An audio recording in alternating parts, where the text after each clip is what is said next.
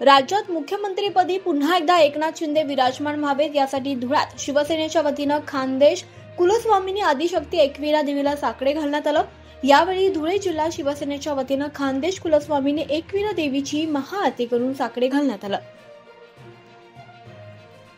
खानदेशची कुलस्वामी असलेल्या व आमच्या धुळ्याची ग्रामदैवत असलेल्या एकविरा मातेच्या चरणी आम्ही तमाम शिवसैनिकांनी साकडं घातलं आहे की लाडक्या बहिणींचे लाडके भाऊ, शेतकऱ्यांचे कैवारी, कष्टकऱ्यांचे कैवारी, अहोरात्र मेहनत करणारे महाराष्ट्राचे अनाथांचे नाथ एकनाथजी शिंदे साहेब पुनश्च एकदा या महाराष्ट्राची धुरा त्यांच्या हातात राहो, त्यासाठी आम्ही आज एकविरा मातेला सर्वांच्या वतीने साकडे घातले आहे व ते लवकरच पुनश्च एकदा महाराष्ट्राची धुरा आपल्या हाती घेतील व वर्षा बंगल्यावर एकनाथ संभाजी शिंदे नावाची पाठी पुनश्च एकदा लागेल आमचा विश्वास आहे आणि हीच आमच्या एकविरा चरणी प्रार्थना आहे।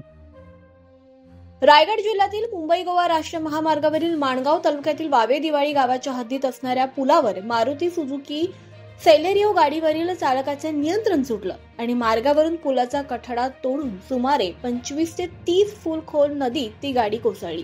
हा भीषण अपघात रायगड जिल्ह्यातील मुंबई गोवा राष्ट्रीय महामार्गावर झाला।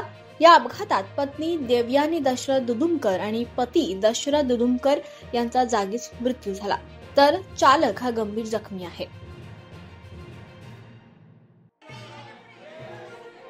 नुकताच विधानसभेच्या निवडणुकीचा निकाल जाहीर झाला असून पाचोरा मतदारसंघातून सलग तिसऱ्यांदा आमदार किशोर पाटील यांनी हॅट्रिक करत विजयश्री खेचून घेतली आहे।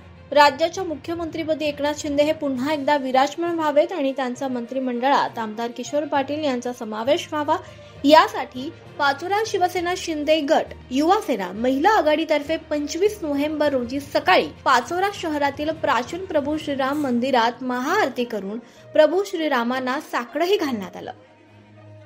आज आम्ही प्रभू श्रीराम मंदिरामध्ये श्री प्रभू रामाचरणी प्रार्थना व साकडं घालायला आलेलो आहोत। आपले महाराष्ट्राचे लाडके मुख्यमंत्री, लाडके भाऊ आपले एकनाथजी, आदरणीय एकनाथजी शिंदे साहेब यांनी परत एकदा मुख्यमंत्री व्हावं, लाडक्या बहिणींचा असा आशीर्वाद त्यांच्या पाठीशी आहे। आमची सर्वांची इच्छा आहे की आदरणीय एकनाथजी शिंदे साहेबच मुख्यमंत्री परत व्हावे आणि आपले कार्यसम्राट आमदार किशोरप्पा पाटील यांनी पाचोरा भडगाव तालुक्याचे म्हणजे भरभरून विकास कामे केलेली आहे आणि जनतेने देखील हॅट्रिकच्या रूपात त्यांना आशीर्वाद दिलेले आहे।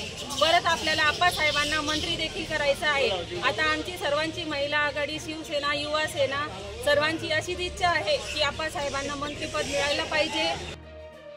ईव्हीएम मशीनवर आक्षेप घेण्यासाठी महाविकास आघाडीच्या ठाकरे गटाचे माजी आमदार आणि आमदार योगेश कदम यांच्यासमोर पराभव झालेले संजय कदम यांनी पदाधिकारी आणि कार्यकर्त्यांचे दापोली तहसीलदार कार्यालयावर मोर्चा नेऊन ईव्हीएम यंत्राबाबत आक्षेप घेतला। प्रांताधिकारी अजित थोरबोले यांना तसं त्यांनी निवेदन सुद्धा दिलं। यावेळी शिवसेना उद्धव बाळासाहेब ठाकरे, काँग्रेस व शरद पवारांच्या राष्ट्रवादी पदाधिकारी कार्यकर्ते उपस्थित होते। राज्यात विधानसभा निवडणुकीत महायुतीला मोठं यश मिळालंय। 288 पैकी 235 जागांवर युतीने विजय मिळवलाय। असं असताना महाराष्ट्राच्या मुख्यमंत्रीपदासाठी रस्सीखेच सुरू झाली आहे। महायुतीतर्फे अद्याप मुख्यमंत्री कोण असणार आहे याबाबत घोषणा करण्यात आलेली नाहीये। तीनही पक्षांचे समर्थक आपलाच मुख्यमंत्री होईल याबाबत चर्चा करताना दिसतात। मात्र नंदुरबारमध्ये लाडक्या बहिणींचा लाडका मुख्यमंत्री देवा भाऊ असं 20x50 चे भले मोठे बॅनर लागलेले आहेत। शहरातील नागरिकांचे हे बॅनर लक्ष वेधून घेत आहे। राष्ट्रवादी काँग्रेस शरद पवार गटाचे नेते माजी मंत्री राजेश टोपे यांचा घनसावंगी मतदारसंघातून अत्यंत अटीतटीच्या लढतीत धक्कादायक पराभव झाला। त्यानंतर राजेश टोपे यांनी समाज माध्यमावर कवी सुरेश भट यांची कविता पोस्ट करून आपल्या भावना व्यक्त केल्यात। विजलो आज जरी मी हा माझा अंत नाही असं म्हणत टोपेंनी आपल्या भावना मोकळ्या केल्यात।